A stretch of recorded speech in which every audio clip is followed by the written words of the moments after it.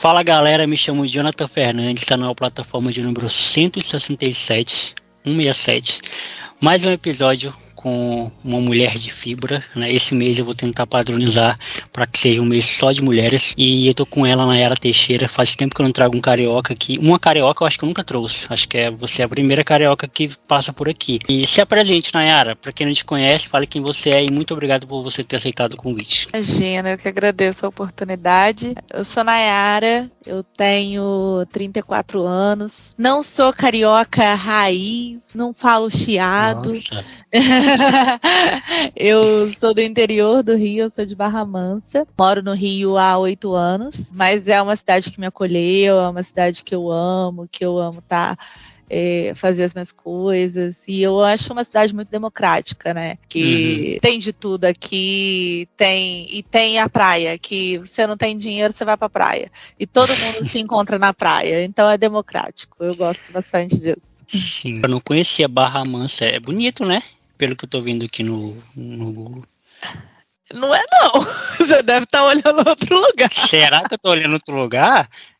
Não é possível. Barra Mansa no Rio, né, não tem muito o que fazer não, ou as fotos estão muito bem tratadas. Porque é pequeno, você quer dizer, né? É uma cidade pequena, não tem muito o que fazer lá, é uma cidade, as cidades ali ao redor de Barra Mansa são cidades construídas pela siderurgia, né, então a siderurgia foi ali pela CSN, depois foi a Votorantim em Barra Mansa. Então, a maioria das pessoas que moram ali, elas trabalham nessas fábricas siderúrgicas. E aí, é mais isso, assim, é uma cidade em volta de uma fábrica. Entendi. Eu gravei com a Natália. A Natália, ela é de Votorantim, né? Ela falou sobre a cidade dela.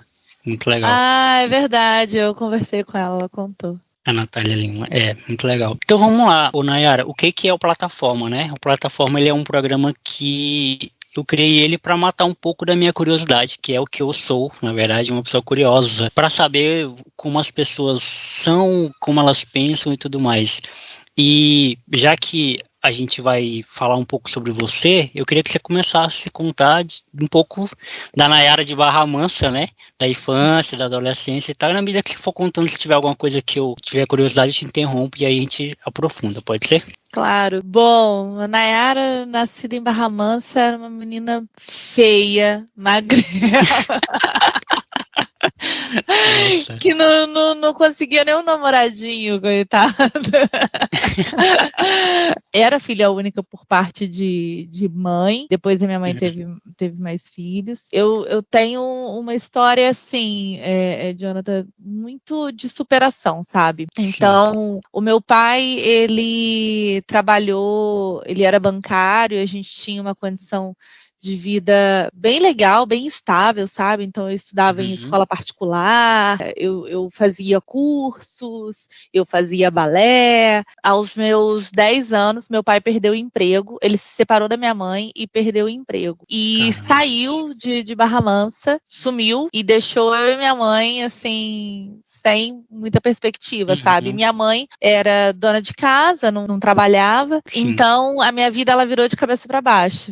Então, tudo que eu tinha, de um dia para o outro, a gente perdeu, sabe? E aí, a minha mãe, com o que ela tinha, que são os dotes culinários dela, ela fazia sonhos de padaria, ela fazia sonho e eu vendia de porta em porta. Então, esse episódio da minha vida foi muito importante para mim. Acho que na época a gente só quer passar, a gente não tem dimensão, né? Quando a gente está passando pela dificuldade. Mas hoje eu vejo que me transformou, sabe? Para ser a pessoa que eu sou, porque a minha história não foi fácil. Então, eu perdi a escola particular, eu perdi o curso, eu perdi tudo que era o meu mundo, sabe? E passei a vender coisas de porta em porta, bater na porta dos outros. Oi, boa tarde.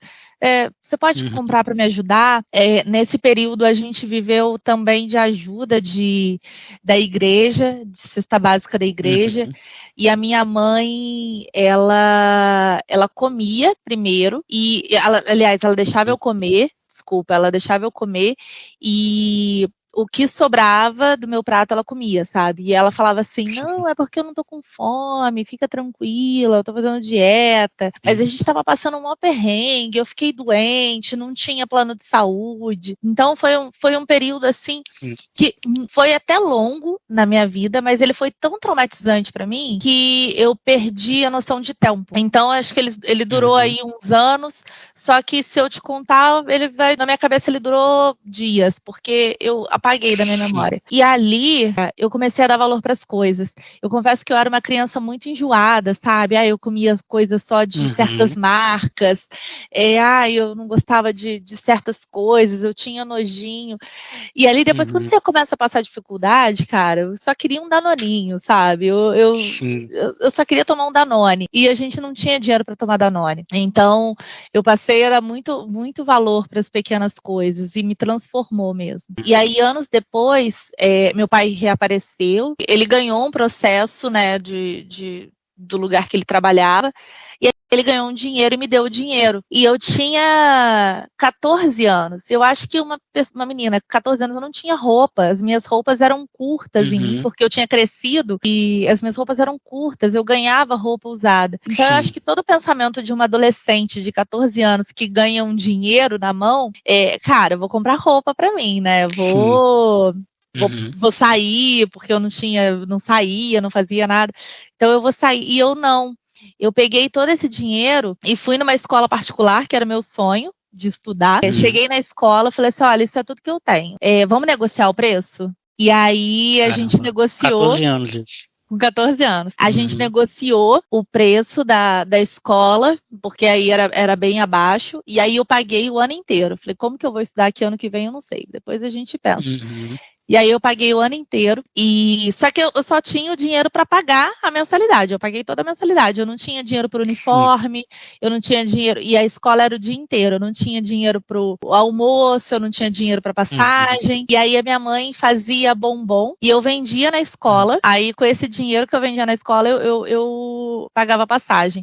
E todos os meus amigos, era escola particular, né, então todos os meus amigos na hora do almoço, iam para restaurante, almoçar. E eu ia para uma lanchonete que o suco e o salgado eram R$1,50 e eu passava a minha hora do almoço ali naquela lanchonete sozinha, às vezes com um amigo ou outro, mas a maioria das vezes sozinha, porque os meus amigos, eles tinham dinheiro para almoçar. Isso me transformou, assim, é o que eu falei ali antes, né? Quando a gente está passando pela dificuldade, a gente não enxerga, mas hoje eu dou muito valor e eu tenho muito orgulho dessa história, porque foi com muito sacrifício que eu prezei pelos meus estudos, sabe? E eu sempre realmente prezei pelos meus estudos. Depois disso, porque eu sempre quis fazer faculdade federal. Era um sonho meu fazer uma faculdade federal. Então, eu entendia que para eu conseguir entrar numa faculdade federal, eu tinha que ter uma base de estudo muito boa. Então, eu foquei todo o meu dinheiro, todos os meus esforços ali na adolescência para estudar o suficiente para entrar numa faculdade federal. E eu consegui entrar na faculdade federal, aí foi quando eu me mudei, aí eu fui morar numa república com mais 15 amigas, e aí eu fiz faculdade de administração lá, e aí a situação já estava um pouco melhor, sabe? Aí a minha mãe já tinha se casado com meu padrasto trabalhando, me ajudava, meu pai já conseguiu um emprego, conseguiu me ajudar. A minha vida, ela foi fácil na minha infância, na minha primeira infância, mas depois foi de muita relação, sabe? E muita dedicação. E sempre, acho que pautada, assim, acho que tudo que eu construí até hoje, graças a muito esforço, sabe? De dedicação, de estudo, de eu vou fazer diferente, eu vou correr atrás. Então, minha primeira oportunidade na faculdade, eu já comecei a estagiar, comecei a trabalhar. Então, eu entrei como estagiária, fui crescendo na empresa, virei assistente administrativo, e aí foi crescendo. Eu tenho muito orgulho disso, assim, e até hoje, assim, eu não parei de estudar. Confesso que eu tenho muita dificuldade, não vou falar para você que eu sou nerd, que eu amo estudar, porque eu não gosto, não. Mas é o que é necessário, sabe? Eu acho que a gente é gestor da nossa vida, a gente é gestor da nossa carreira. Se eu não fizer por mim, quem que vai fazer? Eu não nasci em berço de ouro para me colocar em algum lugar. E eu quero estar nesse lugar. Então, eu só posso estar nesse lugar se eu correr atrás. E eu corri atrás e hoje eu me sinto uma pessoa muito realizada, sabe? Eu sou muito realizada profissionalmente. Ainda não conquistei todos os meus sonhos. Estou finalizando o meu segundo MBA. Acho que até hoje, assim, eu estudo, porque eu acho que é o caminho que tem para o crescimento. Mas eu sou muito grata e muito feliz, assim, por tudo que aconteceu comigo, assim, por essa época difícil. Eu acho que se eu tivesse continuado na vida que eu tinha antes desse caos todo, acho que eu ia ser uma patriçoca muito chata, sabe? Que não ia dar valor para nada. Então, graças a Deus aconteceu o perrengue, graças a Deus aconteceu tudo isso, para que desse uma reviravolta na minha vida e eu pudesse dar valor. Hoje eu dou muito valor às pequenas coisas. Que bom. Só pegando um gancho, Nay, do que você falou um pouquinho mais atrás sobre seu pai, como é que foi esse reencontro, assim? Você era muito nova, né? Mas, assim, como é que ficou para você esse teu imaginário? Por que eu faço essa pergunta? Porque o meu pai, ele se separou da minha mãe, eu tinha 2 anos, né? Então, tenho pouquíssimas memórias do meu pai nessa primeira infância. Então, todas as lembranças que eu tenho de infância do meu pai é eu indo atrás dele, para ter a atenção dele, né? Tipo, e a minha mãe me puxando do outro lado, né? E que a minha mãe tem uma relação conturbada com meu pai até hoje. E assim, eu lembro, assim, de ter uma carência, até hoje, eu acho, que eu trato isso em terapia, óbvio, né? Mas até hoje tem um pouco dessa carência paterna, assim, eu sempre fui criado por mulheres, minhas 2 vós, né, uma que já faleceu e minha mãe. Mas para você, assim, como é que foi reencontrá-lo? Você sentiu, sei lá, algum sentimento de raiva? Conta pra gente. Não, eu não tive raiva. Meu pai não... Ainda casado com a minha mãe, meu pai nunca foi muito presente. Meu pai trabalhava muito, depois do trabalho ele não ia para casa, ele ia para o bar.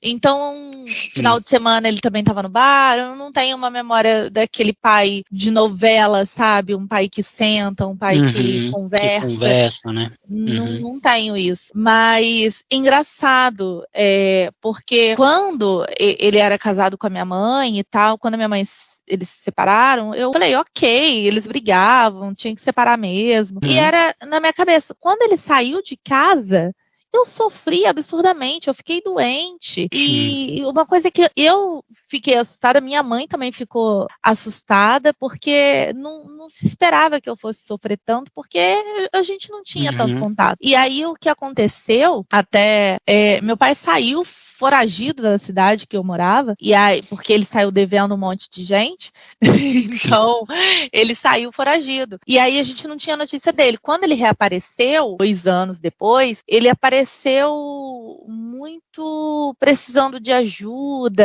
muito abatido, muito magro, sem emprego, assim, era uma outra pessoa. Então eu nem tive raiva dele, tipo, cara, você sumiu e me deixou com a minha mãe aqui na sarjeta, sabe? Eu tive mais um sentimento de, cara, olha que meu pai se transformou, a gente precisa ajudá-lo.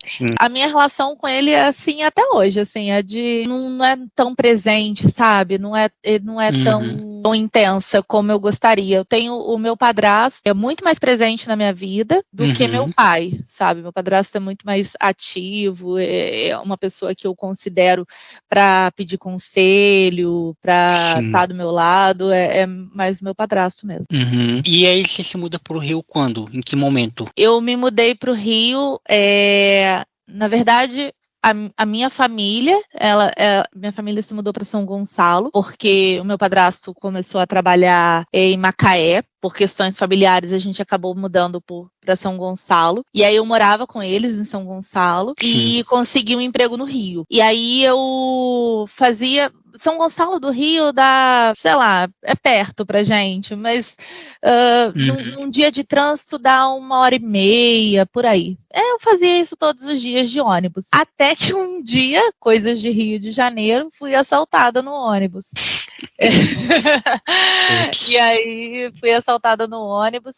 E aí minha irmã, eu tenho uma irmã mais velha por parte de pai. Aí minha irmã morava no Rio. Aí ela falou assim: não tem condições de você ficar indo e voltando todos os dias, passando esse perrengue aí. Vem morar comigo, fica aqui comigo. E aí eu fui morar com a minha irmã. Aí morei com a minha irmã, depois, aí assim que eu consegui juntar um dinheirinho, eu aluguei um apartamento, aí fui morar sozinha. Acho que foi uma realização, uma grande realização pra mim, sabe? Tipo, meu apartamento cabia 3 pessoas, meu apartamento era muito pequeno, mas era minha casinha, eram as coisas que eu construí e tal. E eu tenho muito orgulho também. Eu morei ali em Copacabana e até que eu casei. Aí eu casei e agora eu moro com meu marido. Aí agora eu tô há 7, 8 anos no Rio. Da hora. E a administração? Você escolheu fazer mesmo? Tipo, como é que surgiu a administração na sua vida? Cara, não escolhi. Meu sonho era era trabalhar com marketing, era trabalhar com publicidade e propaganda. Quando eu te falei que eu juntei o dinheiro para ir para a escola que eu queria, é que eu queria fazer técnico. Eu fiz um curso técnico de publicidade e propaganda. E eu queria seguir carreira publicidade e propaganda. Só que aí, como eu te disse, a minha única opção era, além de ser meu sonho, eu não tinha dinheiro para fazer faculdade particular. Então, eu tinha que fazer uma faculdade federal. Só que aí eu fui fazer cursinho para entrar na faculdade federal. E naquele ano, a faculdade mais concorrida era medicina, a segunda mais concorrida era publicidade e propaganda. E aí eu falei, caramba, será que eu vou conseguir passar? Será que eu vou ter nota suficiente? Enfim, aí o diretor do cursinho me chamou para conversar e falou assim: olha, Nara, tá muito concorrido, tem chance aí de você acabar não passando, você tá disposta a fazer mais um ano de cursinho? Caraca, cursinho é horrível. Jonathan do céu, você estuda igual não sei o que, é horrível. Que fase. Caramba. Ele falou assim, por que você já tem um curso técnico de publicidade e propaganda, por que você não faz uma outra faculdade? E aí, no futuro, você faz um MBA de marketing, e aí você volta para a área que você quer. Mas eu acho que a administração vai te abrir um leque maior de possibilidades para trabalhar. E aí eu falei, ok, eu acho que tá bom, vou por esse caminho de...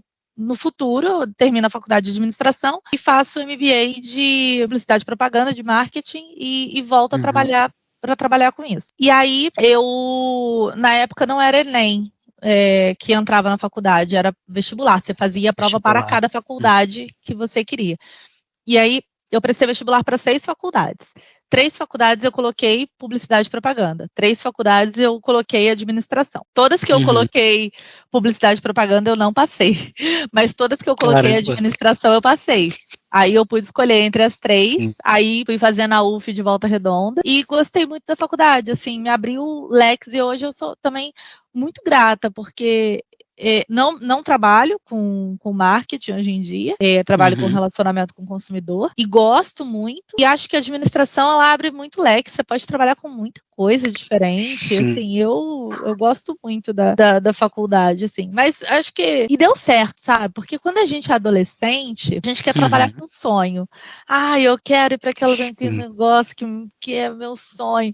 Mas na vida adulta, você quer trabalhar com negócio que dá dinheiro. Sim. Quando eu era criança, eu tinha muita vontade de ser um monte de coisa que... Hoje eu sei que dá dinheiro, só que dá dinheiro para poucas pessoas. Por exemplo, eu queria ser cantor. Não é todo mundo que ganha dinheiro. Aí eu queria ser advogado. Não é todo advogado que ganha dinheiro. Aí depois eu queria ser... o que eu quero ser até hoje, eu acho que eu consegui realizar um pouco desse sonho, né? Queria ser radialista. Eu faço podcast, então que é quase, né? Mas eu tive uma oportunidade de trabalhar numa rádio durante um ano e para mim foi o auge da minha vida ali, foi quando eu fiz rádio, porque eu amo rádio, eu sou apaixonado por rádio, tanto como ouvinte como radialistas em si, né? Mas você escuta muito rádio em casa? Hoje eu escuto menos, mas na minha infância toda e na minha adolescência foi rádio, toda. Sério? Sei lá, dos meus 5 anos aos meus 17, meu Deus, eu consumia rádio como as pessoas consomem TV, por exemplo. Eu consumia rádio. O que as pessoas consumiam de TV, eu consumia de rádio. Então, eu sabia toda a programação da rádio, das 6 da manhã, que era quando eu acordava para ir para aula, até quando eu voltava da aula, tinha um programa de meio-dia, aí o programa das... Minha mãe também consumiu muito rádio. É isso que eu ia te perguntar, é porque é da sua família ou era seu mesmo? Meu pai é músico, né? É músico, e minha mãe gostava muito de ouvir música, então a minha mãe, sei lá, fazia faxina em casa ouvindo rádio. A gente não tinha tocador de CD em casa, por exemplo, que tocava CD e fita, né? A gente foi ter futuramente. Quando eu falo isso, eu me sinto velho pra caramba.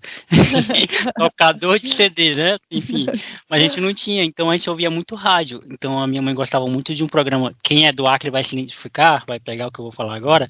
A minha mãe gostava do programa da Adriana Cianzik. Uma correção importante aqui, é Eliane Cianzik, tá? Que era um programa de tarde. Sabe esse programa da tarde de mulher para mulher? Geralmente a mulher que liga. E aí a minha mãe gostava muito desses programas, e a minha mãe dançava axé também, então tocava El Chan, que você gosta muito, né? Eu amo El Chan, eu ia amar esse programa. A minha mãe dançava El Chan, era muito top. E aí eu cresci assim ouvindo, é muito nostálgico pra mim, sabe? Tipo, acordar de manhã com horóscopo na rádio, sabe? Virgem, câncer, e aí as notícias também do dia. Então eu cresci, aí hoje, né, eu passei todo esse meu intuito esse meu desejo por rádio pro podcast, né, porque hoje tem podcast de tudo, podcast de culinária, podcast de música, podcast de tudo. Então hoje eu consumo muito podcast, que é um pouco do que o rádio era. Mas por que a gente falou disso mesmo? Do sonho de infância, né? Então esses eram os meus desejos, assim, de infância. Aí depois, por gostar muito de comunicação, eu gosto muito de me comunicar, né? Muito. E aí eu queria fazer jornalismo. Só que aí, Unai, eu tenho uma coisa comigo que eu não sei por que eu tenho isso, mas não sei. Que a ideia de fazer faculdade pra mim é muito cansativa, sabe? Só a ideia, não precisa nem eu entrar na faculdade. Só imaginar e ter que ficar lá 4 anos, sabe? Tipo, E eu nunca gostei do método escolar, por exemplo. Eu gostava de ir pra escola pra ver os amigos, enfim, algumas matérias eu gostava. Português, por exemplo, eu amo até hoje. Eu amava ler Rubem Alves, eu gostava de ir para a biblioteca ler Rubem Alves, é meu escritor favorito. Então eu gostava disso, eu não gostava de ficar sentado na carteira e ficar vendo a pessoa preencher o quadro e eu ter que preencher o quadro. E desde criança eu já era questionador, eu falava, mas por que eu tenho que escrever isso aqui? Ele não pode me dar um livro e eu levar para casa e ler? Por que eu tenho que escrever isso aqui tudo? E o professor calado durante 1 hora enchendo o quadro de coisa e eu anotando, e eu questionava, mas por quê? Mas eu fazia, né? Óbvio, porque se eu chegasse em casa, a minha mãe não era daquelas mães que via os cadernos do filho, via tudo que tinha feito. Se ela pegasse meu caderno em branco, óbvio, ela ia falar assim, fez o que na aula hoje? Mas é por isso que eu te perguntei, né? Se a administração, tipo, era um objetivo seu, porque eu fiz um curso técnico de administração e eu gostei muito. Assim, me deu muito recurso pra minha vida, assim, tipo, administrar dinheiro, porque eu fiz o curso quando eu tava saindo do ensino médio, começando a namorar, né? Então você tem que administrar dinheiro pra, tipo, levar a namoradinha no sorvete, ajudar a mãe em casa, conta, enfim. Então me ajudou muito nesse sentido. E comunicação verbal e não verbal, essas coisas assim. Não, mas eu concordo com você. Acho que o método de ensino ainda é muito ultrapassado, sabe? Existem outras formas de você aprender. Mas esse seu caminho é muito, muito legal também de percorrer, né? Que você não vem... Você realmente foi atrás do seu sonho sem a cara e a coragem, sem um embasamento ali, né, teórico. Você foi ali na prática. E é muito legal também. Só que eu acho que a faculdade, ela ainda é importante, né, pro crescimento profissional e o desenvolvimento. Mas confesso que, assim, olha, um dos períodos mais felizes da minha vida foi a faculdade, porque foi quando eu morei em República, então eu morava com mais 15 meninas, e elas faziam faculdade comigo. Elas se tornaram as minhas irmãs, a gente tem contato até hoje. E a gente fazia festa, a gente virava à noite. Eu não estudei, assim, meu primeiro período, eu não estudei nada. Eu achei que eu ia ser expulsa expulsa da faculdade, porque em faculdade federal, se você reprova todas as matérias no primeiro período, você perde a matrícula. E, cara, eu vou perder minha matrícula, porque eu não estudava nada no primeiro período. Sabe quando galinho, assim, pinto no lixo, sabe? Eu me senti um pinto no lixo, liberdade, morando sozinha, né, sem os pais, morando sozinha, em outra cidade. Nossa, aí eu só queria saber de festa, só queria saber de bagunça. E aí foi um período muito gostoso. Mas isso fez parte, né? Acho que graças a isso que eu consegui terminar a faculdade. Porque se fosse só a parte chata, não dá, não. Mas tem muita coisa legal. Você constrói amigos. Acho que tem a sua parte bacana. Mas a minha faculdade, realmente, tanto que eu não me formei no período que eu deveria ter me formado. Eu demorei mais. Porque eu reprovei bastante no início, porque eu tava muito maluca aí, só indo em festa. Curtindo a vida, né? Eu curti bastante. Aí, hoje em dia, já com 34 anos, aí já tá cansado. Aí já parei. Já aposentei. Te falei que eu durmo cedo. Sim. Mas a faculdade tem seu valor. E eu acho assim, tem muitos amigos meus do ensino médio, do ensino fundamental e do ensino médio, que era um sonho na vida deles. E eu super apoio. Assim, eu apoio qualquer sonho de qualquer pessoa, que não me incomode, óbvio, né? Mas enfim, porque, por exemplo, na minha família, né? Eu sou de uma família onde ninguém se formou, ninguém fez faculdade, né? Aí, na minha família, entende-se minha avó para baixo, não da minha bisavó, porque eu nem conheço, né? Nem conheci. Mas eu sou de uma família pobre, que ninguém teve condição de estudar. A minha mãe até teve, mas não quis, ou teve eu muito cedo também, então teve que correr atrás do preju e tudo mais. Meu pai fez o ensino médio, mas aquele ensino médio depois de velho já, que ele concluiu. Então, e trabalhou a vida toda de vigilante. Meu pai tem uma vida bem parecida com a minha, assim, no sentido de como ele enxerga. Eu acho que nisso eu sou parecido com ele, no sentido de olhar para as coisas, né? Então, o meu pai, ele focou numa coisa, foi, abraçou e fez, né? Eu acho que eu herdo dele, né? Que meu pai queria cantar, por exemplo, queria gravar um CD. Batalhou, conseguiu gravar o CD dele. E eu me espelho muito nele nesse sentido. Um dia eu fiz um programa de rádio e depois eu ouvi um podcast, eu fiquei com vontade de criar um. Eu fui lá e criei. E tô até hoje, graças a Deus. E outra coisa também, a minha mãe, ela me ensinou muito livre, assim, pro mundo, pra voar, sabe? Então a minha mãe, ela não colocou muito rédea em mim, no sentido de faça isso, faça aquilo, vá por esse caminho, não vá por aquilo. Ela só queria que eu estudasse. Esse foi sempre o norte dela, né? Estude, porque a gente vem de um bairro muito pobre, com uma marginalidade muito solta, e ela não queria me tirar desse caminho, né? Desse caminho que é o mais fácil, inclusive, né? Era o mais acessível. Então ela sempre me deu condições, na medida do possível, para que eu estudasse. Um curso técnico, aula, livros caríssimos, que ela não tinha condição de pagar, ela parcelava 1000 vezes para me dar condição de estudar, de ter um aprendizado, né, melhor, aula de reforço, enfim, o que fosse. Queria jogar bola, me colocava na escolinha de futebol, enfim, porque ela queria que eu fizesse aquilo que eu me sentia bem. E hoje eu percebo que tudo isso que ela me ensinou me ajudou a ser o que eu sou hoje. Porque eu olho para muita gente ao meu redor, amigos mesmo, que tem essa, sei lá, vou usar um termo que não é esse, mas que é o que vem na minha cabeça agora, essa prisão de se preocupar muito com o que as pessoas estão fazendo e não com o que ele realmente quer, né? Pô, tá todo mundo querendo fazer isso, vou também. Aí o cara nem quer, né? E tem relatos de pessoas próximas a mim que fizeram uma faculdade que não queriam, só porque a mãe e o pai queriam que ela fizesse. Então ela passou 4, 5 anos da vida dela infeliz. Mas eu acho que é um pouco de felicidade padronizada, sabe? Sim. É aquilo que, você tem que crescer, você tem que fazer faculdade, você tem que se formar, você tem que, depois de se formar, você tem que arrumar um bom emprego, e aí você tem que casar, você tem que ter 2 filhos. E, cara, e se não for pra mim, sabe? Se não for pra mim fazer faculdade, se não for pra mim casar, se não for pra mim ter filhos, é um pouco de negócio que coloca na vida da gente. E outra coisa que eu acho muito injusto, não sei se você concorda, que a gente tem que escolher, acho que é a principal decisão da sua vida. Você vai escolher com que você vai trabalhar pro resto da sua vida. Com 16 anos. Você não tem maturidade alguma.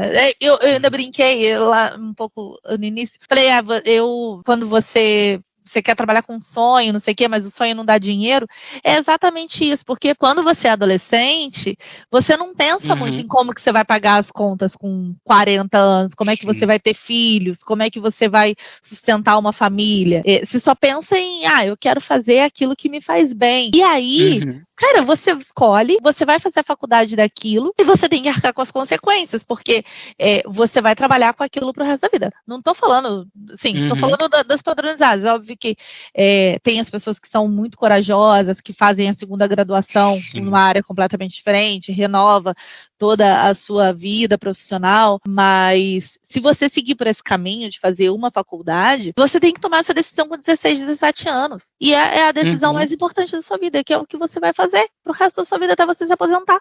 E você escolheu com 16 anos com uma cabeça que você nem tinha direito, sabe? Eu acho que eu não sei como.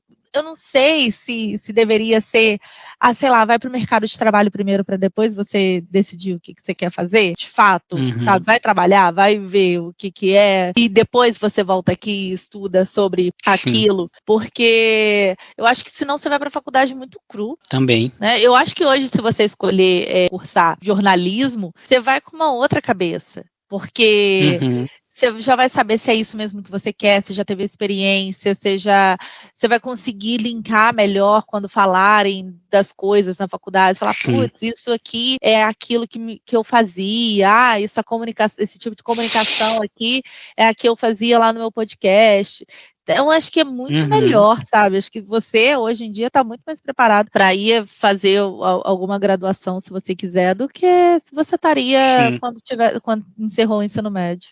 E tem uma coisa também, né, que eu tenho uma sensação, às vezes, de que pra gente tudo é o futuro, né? Nunca é o presente. A gente nunca pode viver o hoje, por exemplo. Tudo sempre faça isso para ter um futuro melhor. Faça isso para ter uma casa. Faça isso para ter um carro. E quando é que eu vou curtir a minha casa? Quando é que eu vou curtir o meu carro? Nunca. Assim, e eu fico preocupado com essa geração que tem hoje, né? Como é que eles vão estar daqui a 10 anos? Porque eles são a geração do imediatismo. Um pouco de contraste com o que foi a minha, por exemplo. A minha geração era do futuro. Você tem que fazer isso pro seu futuro. Eu tô no futuro de 20 anos atrás. E assim, não tem muita diferença.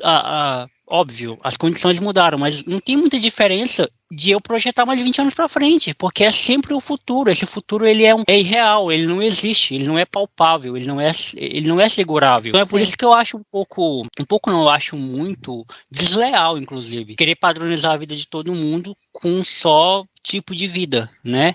Você tem que fazer faculdade, você tem que fazer tal curso, você tem que fazer tal coisa. Eu não sei se todo mundo tem que. Eu gravei com uma pessoa, a Lindsay, né? Que ela é do interior do Paraná. E ela disse que vivia uma vida pacata, tranquila, vida de interior, né? E que ela não tinha vontade nenhuma de sair da cidade dela. Ela vivia ali e queria morrer ali. Até que um dia ela acordou com vontade de ir para Portugal. Do nada, assim. Eu quero ir para Portugal. E já tinha um filho, inclusive. Pegou e largou tudo e foi para Portugal. E a vida dela mudou. Inclusive, o título do podcast é isso, né? Um passaporte salvou minha vida. E é isso, cara. Às vezes a vida das pessoas, ela tá lá em Portugal. Ou, sei lá, ou tá sabe Deus onde, né? E não é um padrão, né? E não é uma coisa padronizada. E aí, a geração atual, que é uma geração imediatista, tudo tem que ser para ontem, tudo tem que ser para agora. Como é que eles vão saber lidar com o futuro? Sabe? É um pouco de extremo, né? É um extremo futuro e o extremo do para ontem. Sim, eu concordo super, mas eu acho que é rede social, sabia? A rede social, você começa a ver o influencer, que o influencer tem, que o influencer conseguiu, e aí você fica, cara, olha o influencer pela terceira vez fazendo uma viagem internacional no ano, e eu aqui trabalhando igual uma condenada e não consegui fazer minha viagem ali para Cuiabá. E aí quer muito aquilo e é isso, assim, eu também acho que eu sou também da geração do faça isso pro seu futuro. Então, acho que a vida inteira eu pensei também no meu futuro. Então, desde toda essa história que eu contei para você, porque eu queria fazer faculdade, poxa, eu com cabeça de criança, eu já pensando na faculdade que eu ia fazer e tal, o que eu ia me formar e o futuro que eu queria ter. Hoje,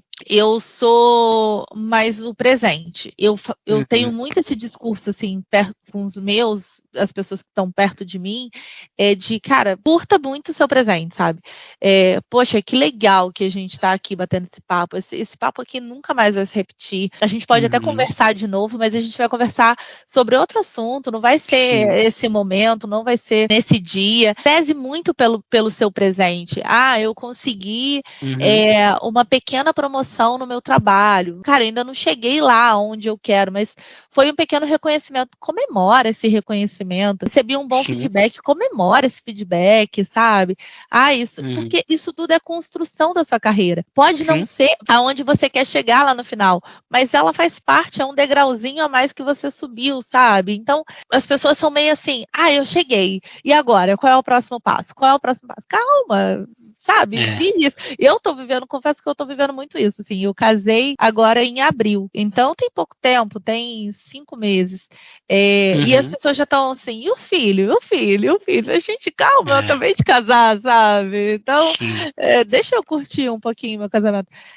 Acho que as pessoas, elas têm essa ansiedade pela vida alheia também de, vamos, e aí, vamos fazer o quê?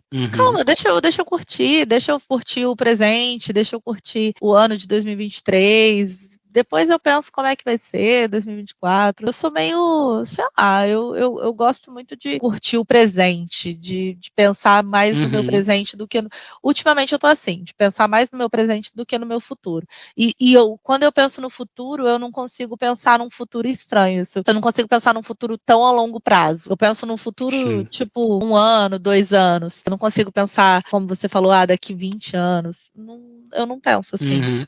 Porque é difícil, né?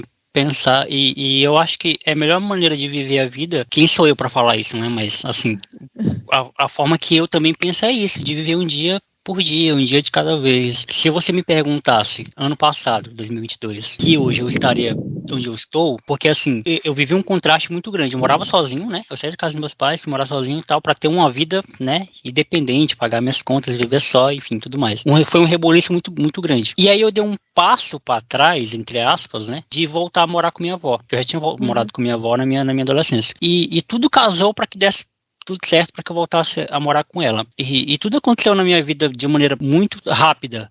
Então eu entrei na empresa em junho, no final de junho mesmo, ou foi em julho, questão de um mês. Eu já fui para São Paulo pela primeira vez, viajei de avião pela primeira vez, e tudo isso eu não planejei, eu não coloquei, eu não vislumbrei, isso foi o que aconteceu. E assim, parece piegas e até parece um discurso meio que, sei lá, humanista religioso, na medida que você vai plantando as coisas na vida, né, você vai colhendo automaticamente, eu acho, eu penso, eu acredito muito nisso, né? E se você tá fazendo as coisas que tem que fazer, que tem que serem feitas, não precisa ter muita ansiedade pro que vai vir amanhã, porque o amanhã ele vai vir, né?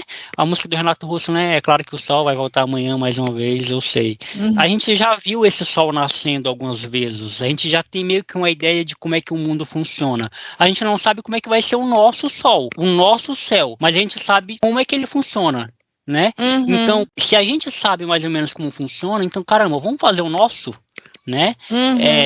É uma ideia de que eu te ajudo, tu ajuda o fulano, todo mundo ninguém solta a mão de ninguém, todo mundo segurar a mão de qualquer pessoa, o negócio funciona, o negócio vai pra frente. Então eu acredito muito nisso, né? Não é uma questão mística, é uma questão de vida mesmo. A vida, ela funciona assim, né? Sim. Eu acho. Eu acho tão gostoso quando você se surpreende com a vida, né?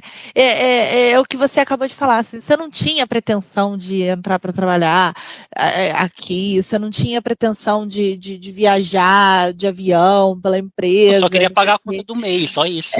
Olha que legal, e a vida te surpreendeu. Eu acho que eu também tô um pouco assim, porque a vida tem me surpreendido com coisas boas, sabe? Eu realizei sonhos que eu nem tinha.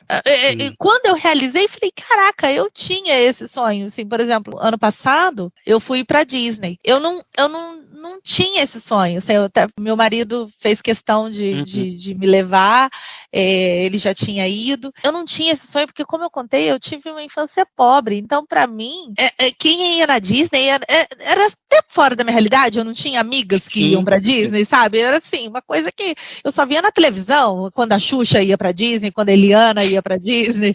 Eu não... Era um sonho que eu nem tinha. Então, depois que aquilo... Aí ele me convidou e falou assim, o que você acha da gente ir pra Disney e tal? Cara, eu acho maravilhoso, mas nunca me imaginei lá, porque sei lá, é muito grande pra mim, é um sonho muito grande. E confesso que quando eu cheguei lá, Jonas, eu chorava todos os dias eu chorei, cada canto daquele parque eu chorei, porque era revivendo realmente a minha criança, assim, interior. Eu falava, cara, isso aqui é muito, muito louco, é muito maior do que eu podia ter imaginado, sabe? E ainda aconteceu, eu vou contar porque meu marido vai ouvir isso aqui, então ele precisa ouvir essa declaração de amor. Aí ele ainda fez um pedido de casamento romântico, lindo, maravilhoso, em frente ao castelo da Cinderela, foi a coisa mais linda do mundo.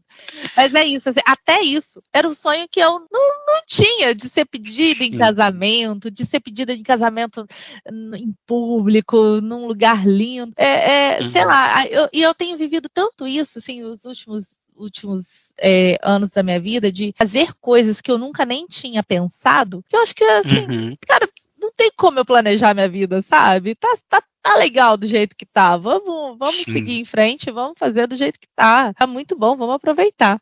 Porque não é incomum, né, a gente ver idosos rabugentos, de mal com a vida, que não vê mais beleza nenhuma na vida, e a gente esquece que esse idoso, ele já foi jovem um dia. Sim. E ele talvez tenha levado uma vida assim, sempre pensando no futuro, e de tanto pensar no futuro, ele chegou no futuro. Velho, ranzinza, que ninguém gosta dele porque ele se tornou uma pessoa amarga. Não interpretem mal, tá, gente? Não tô dizendo pra maltratar os idosos, não. Tô dizendo que esse idoso um dia já foi jovem, então ele plantou muitas coisas para colher na velhice. E isso me causa uma certa estranheza, assim, para ser bem sincero. Eu não gosto muito dessa ideia de planejar futuro, no sentido de planilha, por exemplo, né? Tem gente que é muito assim, né? Em tanto tempo eu vou fazer isso, tanto tempo eu vou fazer aquilo. Porque isso já gera uma ansiedade desnecessária pra gente, né? Porque eu não consigo prever quando o gás aqui de casa vai acabar, gente, sabe? Vai fazendo comida, uma hora o gás acaba. E a gente não consegue ter muito essa noção de tempo e de vida. E eu acho também, Nayara, que a gente perde muito quando a gente não valoriza o tempo presente. A gente perde muito quando a gente para de olhar as pequenas coisas, né? De valorizar as pequenas coisas. Eu tenho uma brincadeira com a minha avó, eu trabalho aqui o dia todo, e a minha avó sempre fica ali na sala, né? Aí de vez em quando eu pergunto, vó, tá fazendo o quê? Vó, tá fazendo o quê? De vez em quando. Vó, tá fazendo o quê? Vó, tá fazendo o quê? Aí a avó sempre fala a mesma coisa. Mas é uma forma de eu dizer pra ela que eu tô percebendo ela, sabe? Mas eu não tô totalmente aqui, eu tô lá também. Então, às vezes, a gente perde muito isso. Nossos amigos casam, nossos amigos têm filho, a gente perde de ver isso, né? De dar atenção pra eles, de ver... o Gael, que é o filho do amigo meu, toda vez que eu vou pra casa do Ítalo, que é o pai dele, eu brinco com ele direto, eu passo o dia todinho brincando com ele, que eu gosto muito de criança, né, e criança dos meus amigos, gosto mais ainda. Então, eu curto muito aquele momento com ele, sabe, tipo, e a mãe dele até briga comigo, tu mima demais o Gael. Eu falei, claro, vou mimar mesmo. Então, não é meu, né? Então, quando começa a chorar, vai pra mãe. E aí, a gente perceber, né, quando a gente chegar nesse tal futuro que tanto disseram pra gente que existia, a gente vai perceber que, na verdade, o que existia mesmo era o presente, né, então a gente estava só colhendo, a gente estava só plantando para colher mais lá na frente. E essa colheita também vai ser presente, né, não vai ser o futuro. E olha que louco, a gente vive planejando o futuro e olhando fotos do passado, falando assim, nossa, nessa época aqui, poxa, nesse dia aqui, a gente não tá aqui no dia presente, sabe?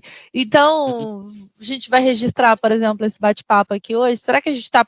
Eu particularmente estou aproveitando 100% dele, mas será que a gente está 100% presente em todos os lugares? E aí depois a gente vai olhar a foto e falar assim, poxa, aquele dia foi tão legal, mas aquele dia você estava com a cabeça em outro lugar, você estava pensando no futuro, você estava pensando na conta para pagar, você estava pensando em outra coisa, você não estava 100% presente ali, sabe? Você não estava aproveitando tanto aquele lugar. E é isso, assim, depois a gente não vive realmente no presente. Ou a gente está vivendo o passado, ou a gente está vivendo o futuro.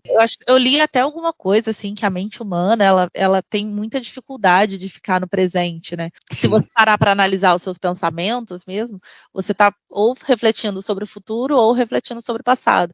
É muito a mente humana se concentrar no presente. E eu acho que é um exercício que a gente tem que fazer mesmo. Assim, cara, eu tô aqui. Agora eu sou 100% aqui. Depois eu o resto. Concordo. E é o que eu tento fazer já há um tempo também.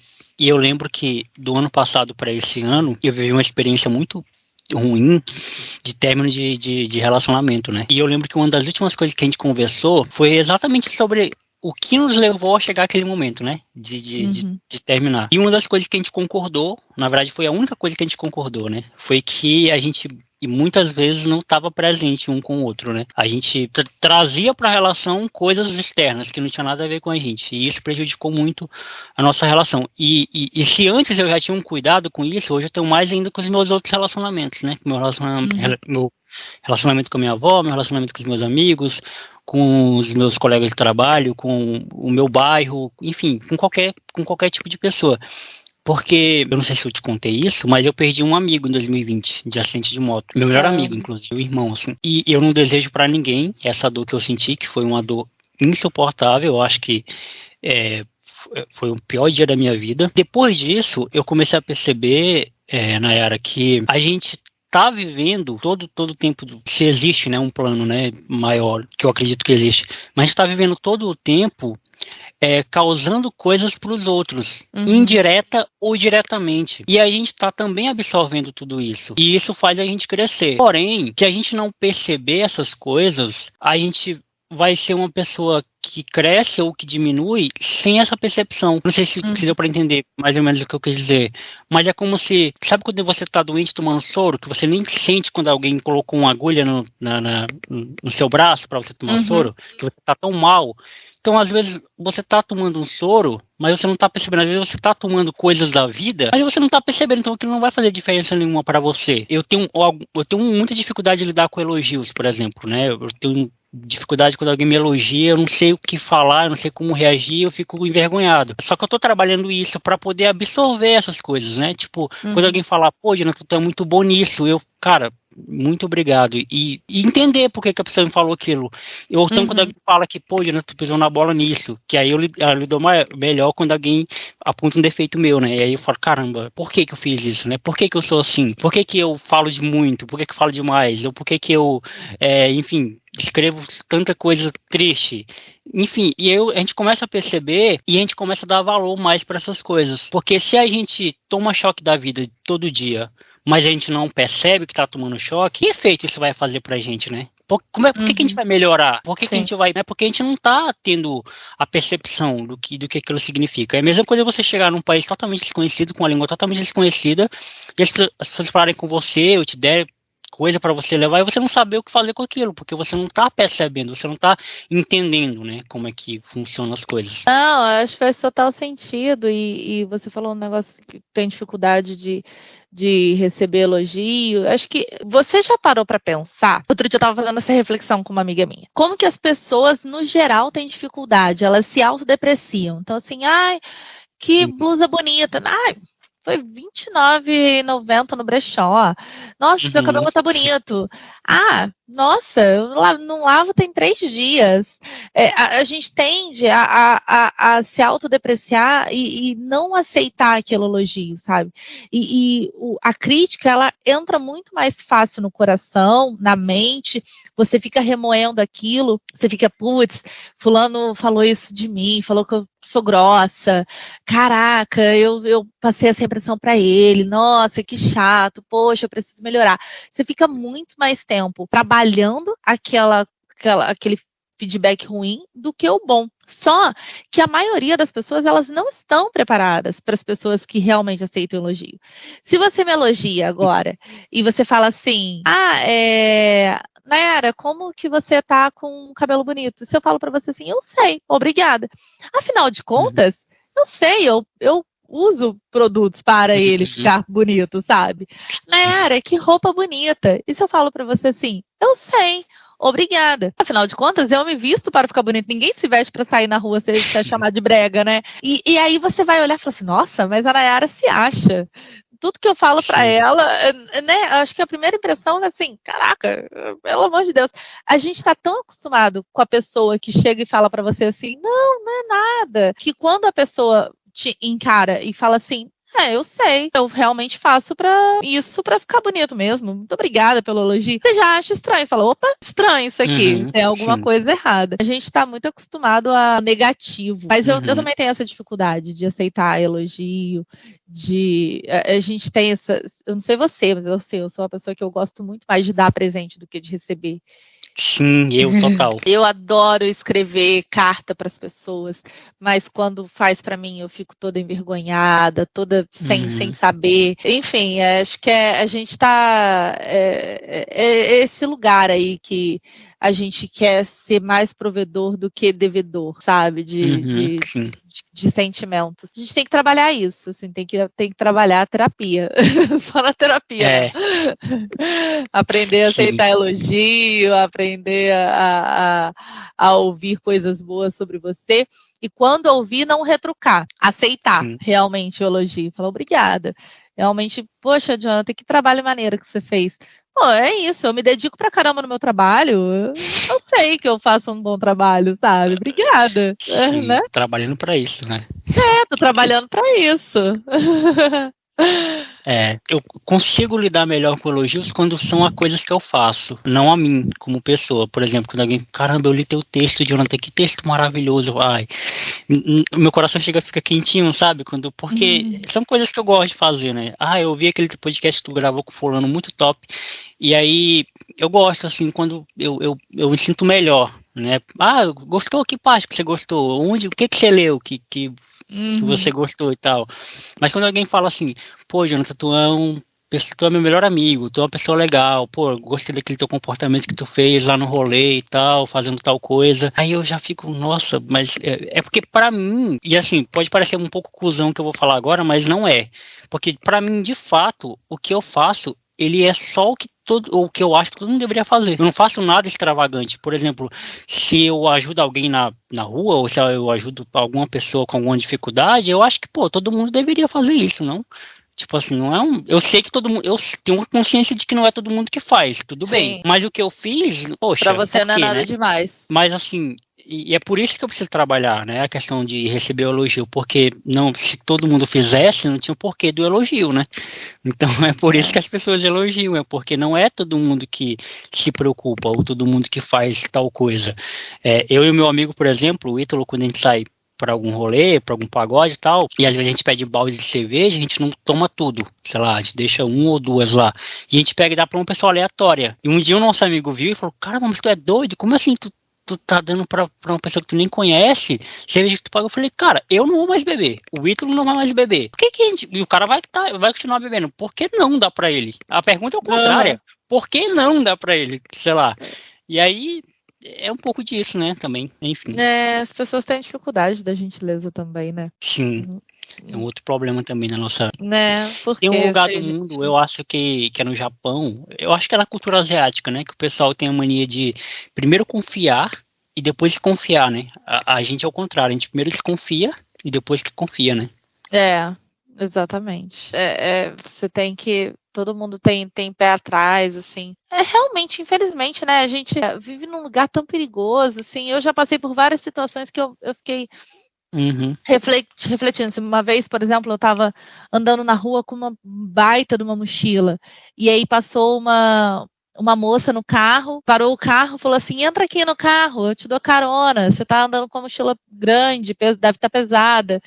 Cara, eu não entrei. Falei, não, obrigada. Eu não entrei no carro. A gente tem muito medo, né? Sim. Apesar, era uma moça, pareceu super educada e tudo, mas eu não entrei no carro dela, fiquei morrendo de medo. Já aconteceu de eu estar carregando mala em rodoviária e alguém vir e falar, não, deixa que eu carrego pra você. Não, depois você vai sumir com a minha mala.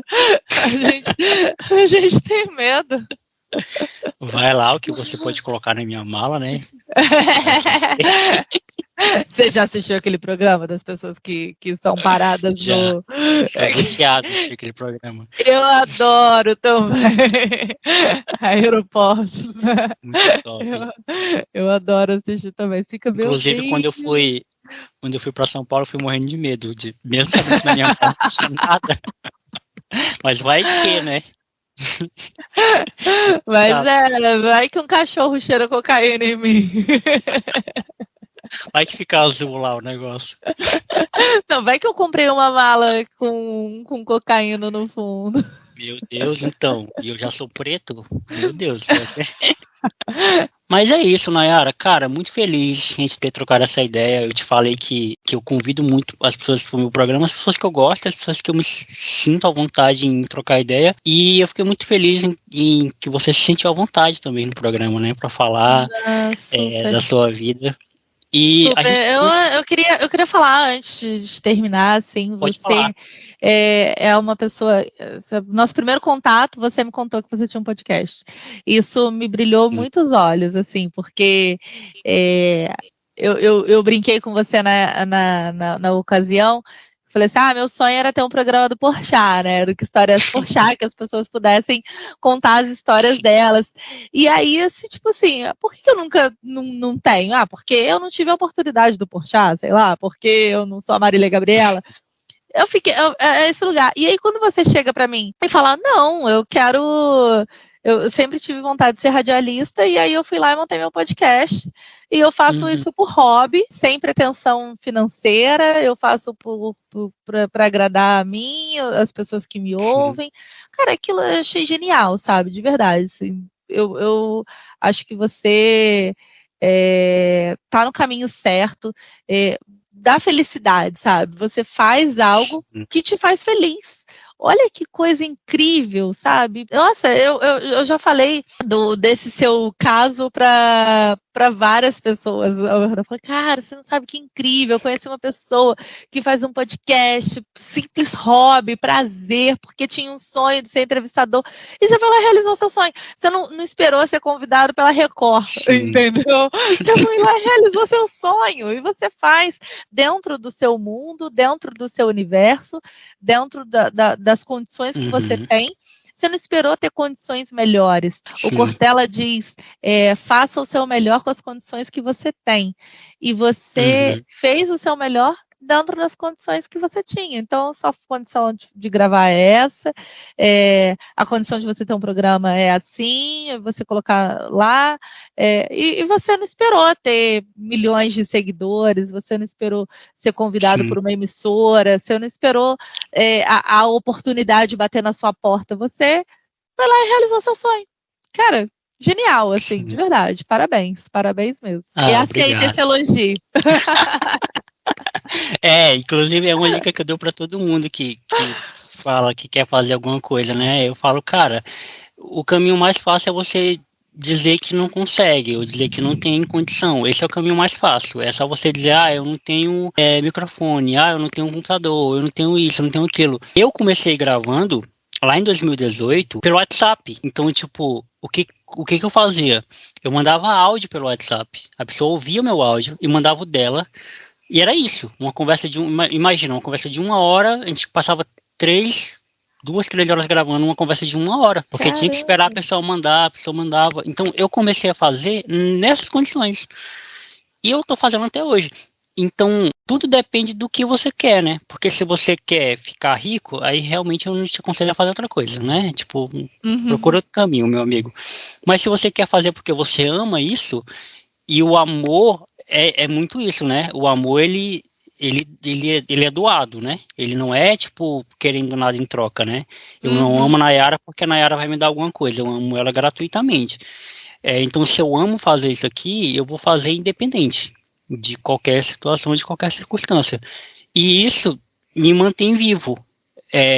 Se tirar qualquer coisa de mim e restar o podcast, eu não vou me sentir vivo e realizado. Olha que lindo, né? Eu vou já me emocionar. Mas eu acho que muita gente precisa encontrar isso, precisa encontrar um podcast da vida, precisa encontrar o que faz ela se sentir viva. Então, Sim. Toda vez que eu gravo com alguém, ou quando eu gravo sozinho, né? Porque eu tenho um programa que é monólogo também, eu me sinto que eu tô pisando no mundo, eu tô vivendo, eu tô existindo, eu tô contribuindo de alguma forma para as pessoas. Você descobriu o seu propósito e é tão legal isso, né? Porque quantas pessoas passam por esse mundo sem encontrar o propósito de vida delas?